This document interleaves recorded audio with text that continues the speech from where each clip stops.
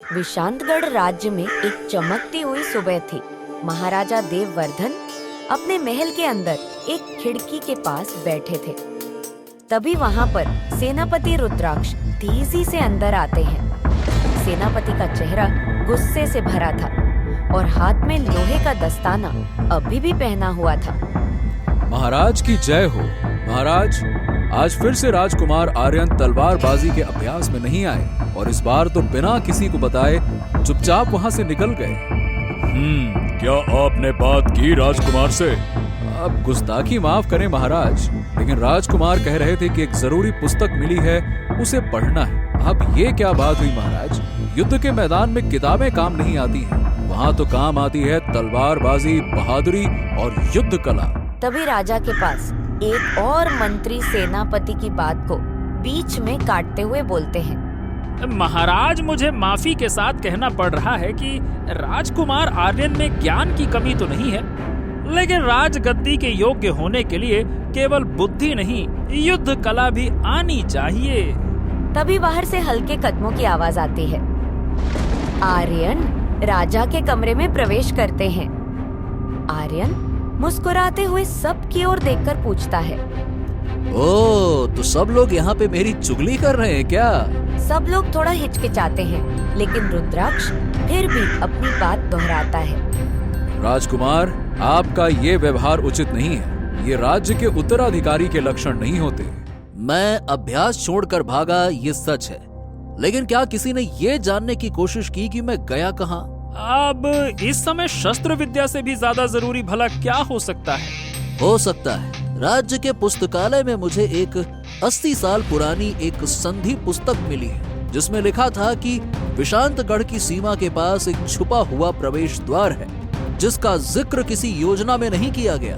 बस मैं वही पढ़ रहा था। राजकुमार जी, राज्य ऐसे किताबों से नहीं चलते। तलवार की धार और योद्धा की साहस भी चाहिए होता है। महाराज यह सारी बातें सुन रहे थे।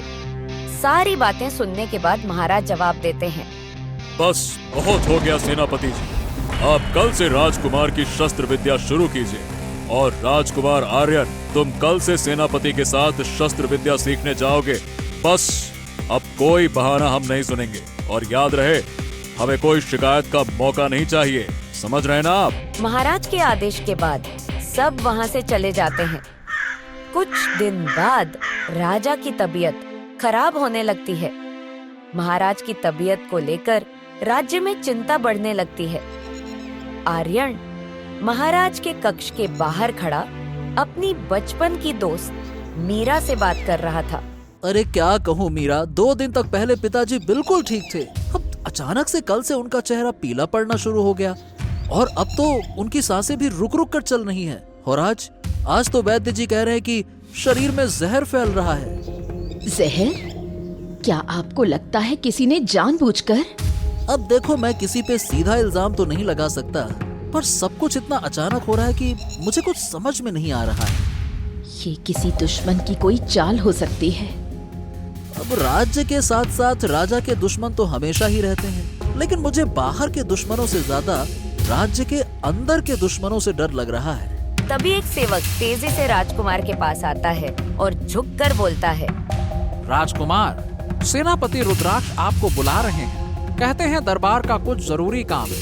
आर्यन हैरान होकर मीरा से कहता है, सेनापति को मुझसे क्या काम हो सकता है, वो भी इस वक्त? चलो देखता हूँ। आर्यन सेनापति रुद्राक्ष से मिलने के लिए चलता है। हाँ राजकुमार आर्यन जी, देखिए, महाराज की तबीयत को देखते हुए कुछ फैसले तुरंत लेने जरूरी हो गए हैं। महाराज ने कुछ दिन पहले मुझे लिखित आदेश दिया था कि अगर उनकी तबीयत और बिगड़े तो रियासत की दायित्व मुझे सौंप दिया जाए। आर्यन सेनापति की यह बात सुनकर चौंक जाता है। क्या लिखित आदेश? पर पिताजी ने मुझे तो इस बारे में कुछ नहीं बताया। रुद्राक्ष राजकुमार को एक कागज दिखाता है। कागज पर राजा की मोहर लगी थी। ये देखिए राजकुमार, कुछ दिन पहले अपनी हालत को देखते हुए ये पत्र महाराज ने मुझे बस कुछ दिन पहले ही दिया था। आप देखिए। आर्यन पत्र पर सरकारी मोहर देखकर हैरान हो जाता है। अपनी बात दोहराते हुए सेनापति राजकुमार से कहता है, राजकुमार आर्यन, आप अभी बच्चे हैं और महाराज की तबीयत अभी ठीक नहीं है। इस समय की गंभीरता को समझना जरूरी है। देखिए, मेरी बात समझिए, रियासत किसी इंतजार में नहीं चल सकती। जब तक महाराज स्वस्थ नहीं होते, आप मुझ पे भरोसा करके रियासत के विकास पे ध्यान दें। आर्यन सेनापति को बिना कोई जवाब दिए वहाँ से वापस आ जाता है। बाहर आकर राजकुमार आर्यन मीरा को अपनी परेशानी बताता है। हाँ मीरा, पिताजी की अचानक से तबीयत खराब होना और ये सेनापति के पास सरकारी मोहर का खत और सेनापति का इस तरह राज्य संभालना, पता नहीं क्यों मुझे ये सब ठीक नहीं लग रहा है। इसमें कुछ ना कुछ तो गड़बड़ है। मुझे भी इसमें कुछ गड़बड़ तो लग रही है। अच्छा सुनो, इस काम में मुझे तुम्हारी मदद चाहिए होगी। इस समय मैं किसी पर भरोसा नहीं कर सकता। सिर्फ तुम ही हो जिस पर मैं भरोसा करके तुम्हें एक काम सौंप रहा हूँ। करोगी ना? आप चिंता मत कीजिए, आप मुझ पर पूरा भरोसा कर सकते हैं। मैं आपके लिए हमेशा तैयार हूँ। देखो, तुम मेरे लिए उन सब मंत्रियों पर नजर रखना जो अचानक से बहुत कार्यशील हो गए हैं। और हाँ, सबसे पहले राज्य वैद्य रामेश्वर पर नजर रखो। क्या आपको वैद्य पर भी शक है? हाँ, अरे तुम्हें याद है, कुछ साल पहले राजकुमार वीरेंद्र की मौत हुई थी। वीरेंद्र? वो तो जंग में मारे गए थे ना? हाँ, और वही रामेश्वरम पहले उन्हीं के वैद्य हुआ करते थे। मुझे ना इन पर बिल्कुल भी भरोसा नहीं है। राजकुमार और मीरा की सारी बातें कोने में खड़ा एक आदमी सुन रहा था। अंधेरे में वह आदमी किसी से जाकर राजकुमार की सारी बात बताता है। राजकुमार को शक हो रहा है, लेकिन अभी तक उसके पास कोई सबूत नहीं है। हमें अपना अगला कदम सोच समझकर चलना होगा। उस रात राजकुमार राज्य की पुरानी संधियों में कुछ सबूत ढूंढने में लग जाता है। तभी उसके हाथ एक किताब लगती है जिसमें कुछ अजीब था। ये देखो मीरा, यही संधि पत्र 3 साल पुराना है। इसमें 3 लोगों की मोहर होनी चाहिए थी, मतलब महाराज, सेनापति और मुख्यमंत्री देवकांत की। जी राजकुमार, लेकिन यहाँ तो किसी और का नाम लिखा है, वीरेंद्र देववर्धन। लेकिन वो तो, उनकी मौत तो 10 साल पहले जंग में हो चुकी थी ना? आर्यन को बात की गहराई समझ में आने लगती है।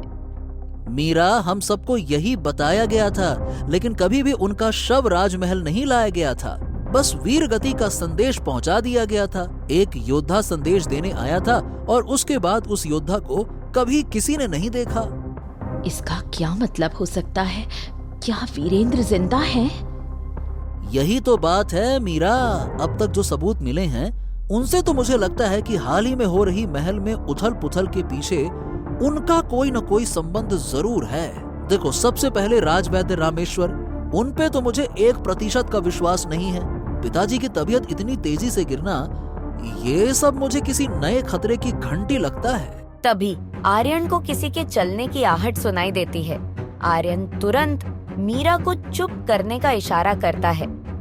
आर्यन धीमी आवाज में मीरा से चौकन्ना होने के लिए कहता है। मीरा, यहाँ कोई था। तुरंत ही आर्यन कमरे से बाहर निकलकर उस तरफ भागता है जहाँ से आवाज आई थी, लेकिन बाहर निकलने पर उसे कोई नहीं दिखाई देता। आर्यन उस आदमी को ढूंढने के लिए दूर तक भागता है, लेकिन उसे कोई नहीं मिलता। वापस आते समय जैसे ही वह महल के पुराने हिस्से के पास से गुजरता है, तो एक पेड़ के पीछे से कुछ हल्की आवाज उसके कानों तक पहुंचती है। अब वक्त आ गया है रुद्राक्ष, उन्हें सच बताना होगा। आर्यन का दिल तेज धड़कने लगा। आर्यन मन ही मन सोचता है, ये कौन है और किस सच की बात हो रही है। राजकुमार पेड़ के पीछे से झांक कर देखता है तो वहाँ सेनापति रुद्राक्ष और महासचिव गौतम कुछ बात कर रहे थे। आर्यन बिना कोई आवाज किए उनकी ओर करीब होकर सुनने की कोशिश करता है। सेनापति रुद्राक्ष, आपको उसे बता देना चाहिए, वीरेंद्र अब चुप रहने वाला नहीं है। उसने हमें 10 साल तक अंधेरे में रखा, लेकिन अब उसकी चाल साफ नजर आ रही है। नहीं नहीं नहीं, राजकुमार आर्यन अभी इसके लिए तैयार नहीं है। वो अभी बहुत छोटे हैं और इस वक्त किसी भी तरह का खतरा मोल लेना हमारे लिए भारी पड़ सकता है। अरे मगर वो युवराज हैं, महाराज के बाद वही राज्य के उत्तराधिकारी हैं और ये राज्य उन्हीं का है। अरे तुम उन्हें कैसे बचा सकते हो? जब पूरी रियासत खतरे में है तो उनका खुद के बारे में ना सोचकर राज्य को बचाना उनका फर्ज है। मैं बचा नहीं रहा, मैं उन्हें तैयार कर रहा हूँ। अरे अगर उन्होंने आज के राज के बारे में सब कुछ जान भी लिया ना, तो कल सुबह तक या तो वो मारे जा चुके होंगे या किसी चाल का शिकार बन चुके होंगे।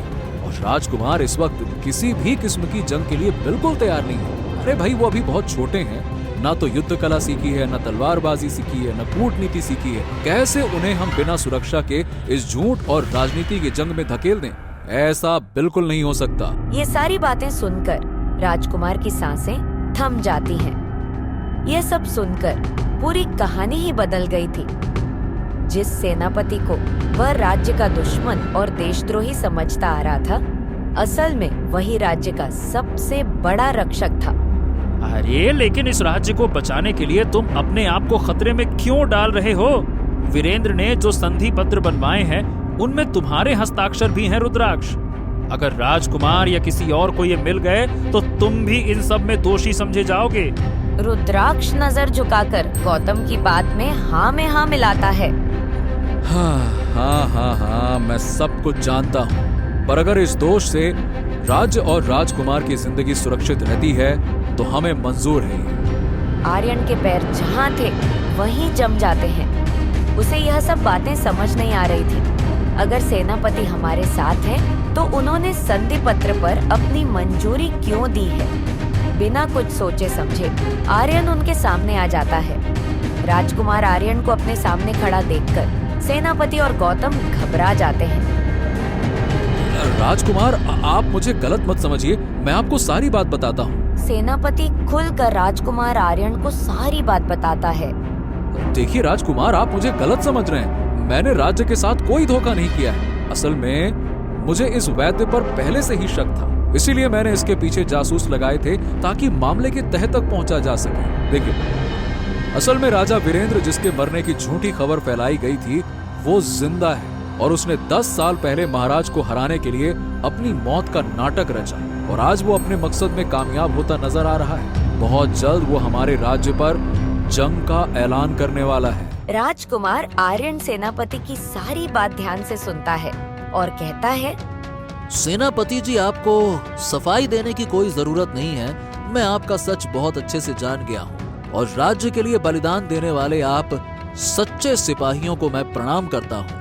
आर्यन गहरी सांस लेता है और कहता है, हाँ, अब जबकि मैं सब जानता हूँ तो हमें इस खेल को समाप्त करना होगा, लेकिन तलवार से नहीं, दिमाग से। आर्यन वीरेंद्र को उसी के जाल में फंसाने के लिए कहानी का एक नया पहलू तैयार करता है। आर्यन रुद्राक्ष और गौतम को राजवैद्य के कक्ष के बाहर जाकर बात करने के लिए कहता है ताकि राजवैद्य उनकी बात सुन सके। रुद्राक्ष और गौतम राजवैद्य के कमरे के पास जाकर बात करने लगते हैं। अरे राजकुमार आर्यन ने किसी बहुत बड़ी सच्चाई का पता लगा लिया है और उनके पास कोई सबूत भी है। हमें जल्द से जल्द आर्यन को राजगद्दी पर बैठाना होगा ताकि वो ये सच सामने लाकर हमारे दुश्मनों का सफाया कर सकें। लेकिन राजकुमार आर्यन अकेले ये सब कैसे करेगा? अरे नहीं, तुम लगता है बिल्कुल जानते ही नहीं। आर्यन बहुत समझदार है, उसने चुपके से दूसरे राज्यों के साथ में संधि कर ली है, तो अब बस बाकी के राज्य भी हमारा साथ देंगे। जैसा आर्यन ने सोचा था वैसा ही होता है। राजवैद्य रुद्राक्ष और गौतम की बात सुन लेता है और उसी रात वह वीरेंद्र को यह सारी सच्चाई बताने के लिए पहुंचता है। अरे महाराज, आपके तो सारे किए कराए पर पानी पड़ गया। उस आर्यन के पास में कोई सबूत है जिससे हमारी सारी योजना खराब हो सकती है? मैं ऐसा बिल्कुल नहीं होने दूंगा। जो भी वो सबूत है उसे ढूंढकर नष्ट करना होगा। हमारे बरसों पुराने राज किसी के सामने नहीं आना चाहिए। बताओ, कहाँ छुपा रखे हैं उसने सबूत? महाराज, पुस्तकालय की किसी खुफिया सुरंग में, कहता है कि वहीं पर छुपा रखे हैं। तो फिर देर किस बात की है? कल सुबह से पहले वो सबूत हर हाल में मिटाना होगा। अगर वो सबूत किसी गलत हाथों में पड़ गए तो हमारा अंत निश्चित है, समझ गए? तभी वीरेंद्र अपने साथ कुछ आदमी लेकर महल के गुप्त रास्ते से उस सुरंग में पहुंचता है। लेकिन सुरंग में पहुंचने के बाद उसे कोई सबूत नहीं मिलता है तो सिर्फ आर्यन का बिछाया हुआ जाल। हाँ, अब ये क्या है? वीरेंद्र आर्यन पर हमला करने की कोशिश करता है, लेकिन रुद्राक्ष और बाकी सिपाही उसे बंदी बना लेते हैं। महाराज वीरेंद्र, झूठ और साजिश कब तक छुपी रह सकती है? आज राज्य को असल दुश्मन का चेहरा दिखाने का समय आ गया है। अगले दिन सुबह वीरेंद्र को दरबार में पेश किया जाता है। सारी सच्चाई पूरे दरबार के सामने बयान की जाती है। वीरेंद्र, जिनके बारे में हम सब समझते थे कि वो कुछ साल पहले जंग में शहीद हो गए थे देखो, आज तो हमारे सामने जिंदा खड़े हैं। असल में 10 साल पहले हुई हमारी जंग इन्हीं का रचा हुआ खेल था। जंग के मैदान से गायब होके ये अपना निजी फायदा देख रहे थे। राज्य के हालात कमजोर होते देख इन्होंने अपनी सहानुभूति और जंग में दिखाई गई वीरता का नाटक रचाया ताकि ये राज्य की गद्दी पर कब्जा कर सकें। सब तरफ सन्नाटा छा जाता है। दरबार में लोग गुस्से और हैरानी से एक दूसरे को देखते हैं। राजगुरु, मंत्रीगण और सैनिक आर्यन की तरफ बढ़ते हैं।